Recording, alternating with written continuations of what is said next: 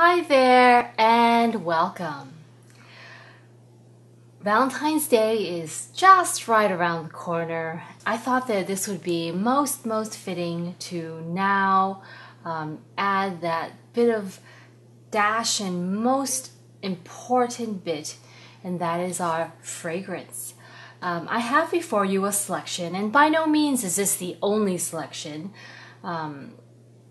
Probably fairly obvious, but I feel compelled to state the obvious. This is just what I've picked out, and I went about it in a way where I bared some very important things in mind. And that is, I went about selecting fragrances that I find personally to be enticing, alluring, sensual, very luscious, delectable, a certain deliciousness, romantic, highly appealing, ever so pleasing, and fairly easy to wear. Now, some of us prefer to sort of ease into the festivities. Others head straight in. So I would like to sort of introduce my grouping of 10 fragrances transitionally, from light to the more syrupy. So first I have for you is Diptyque's L'Ombre dans l'eau. I love this fragrance. It is one of my earlier loves, although I did not indulge myself. And as soon as I did away with the signature scent thing, which was one or two, I went straight for this. This is gorgeous. It's really like a green, rosy, very pleasing composition. It's exceptionally good on a woman, but outstandingly good on a man. This is just brilliant, and I think iconic Diptyque fragrance. Next I have for you Sa Majesté la Rose from Serge Lutens.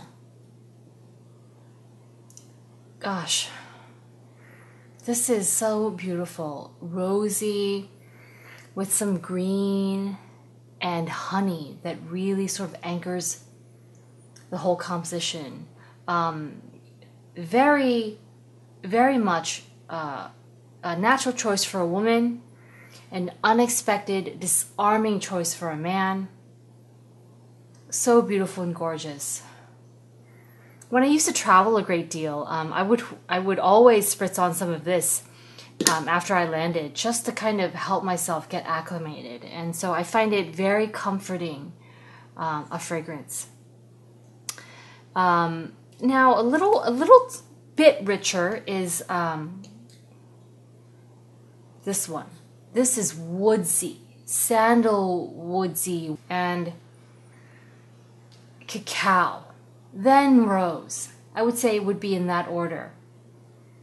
And this is just so sumptuous. There's a certain deliciousness about it.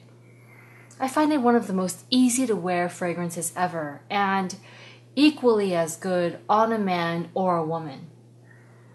I apply this one rather lavishly, as I understand there's a high amount of isoe super in the composition, which for some individuals will render them a bit desensitized, and I would be one of those. I love this fragrance. Just love it. Now, as we get further on into the sort of richer fragrances, I find this is to be one of the most easy to wear rosy ouds ever. This is rose, woods, and vanilla. On a man, I feel that the woods sort of become more prominent, less of the rose, but that touch of vanilla just makes it so appealing and scrumptious. I have smelt this on a man's skin, and it really is delectable. Not to be overlooked, I would recommend. From there, I have for you Ambre Nuit from Christian Dior's La Collection Privée. This is beautiful. I swear, every time I smell this, it never ceases to amaze me how brilliant this entire range is. There's as chic and light as it is, there's a certain very, very, very pronounced duality. At once it smells rosy and beautiful, and then there's a certain handsomeness in there that can't be missed. I just love this fragrance. It's got to be in my top 10 easily. Easily. And then from there I have for you Noir de Noir from Tom Ford's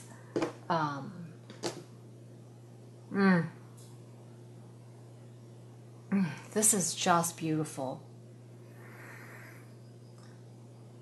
This is a composition that is one would be hard pressed to really truly pick out those notes. It's blended so well, but there's a certain earthy handsomeness in that rose, and then that sort of aromatic, unsugary, bitter cacao that really sets this one apart. It's a quiet masterpiece. This is gorgeous on a man or a woman. This as well. This as well. All of these, to be honest with you. And then next I have for you Oud Ispahan. And this beauty, I have to say, was love at second sniff. This is just, there's a phantom berry in here. I really detect a phantom berry, this syrupy, clear, sweet rosiness, and then the woodsy, oud, smoky goodness. This is just beautiful. For those that have a difficult time with leather oud, I have been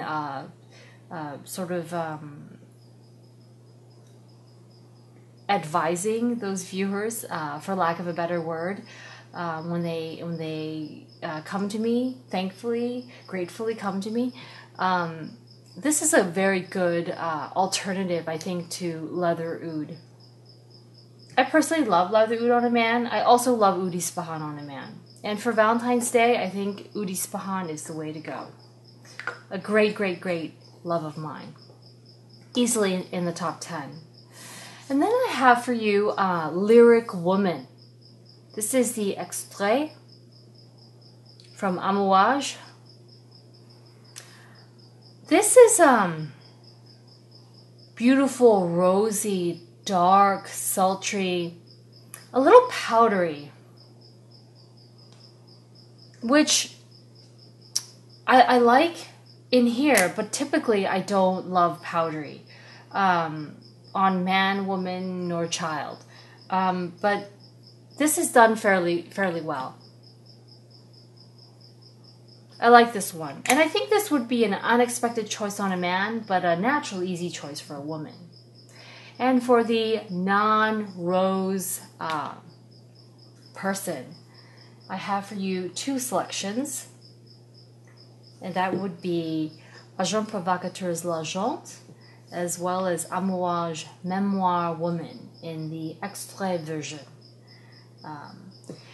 I love these two fragrances.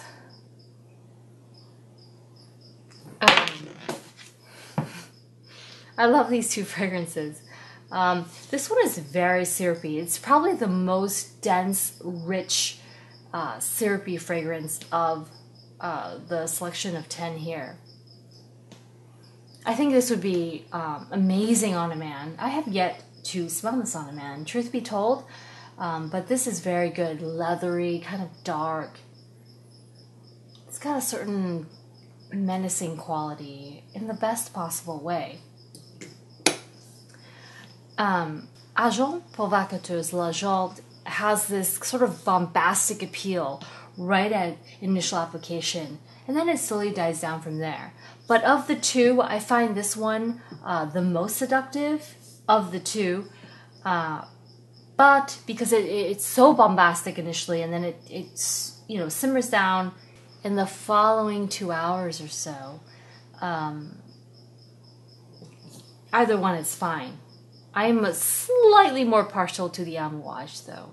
And so there you have it. I hope this was inspiring and enjoyable for you.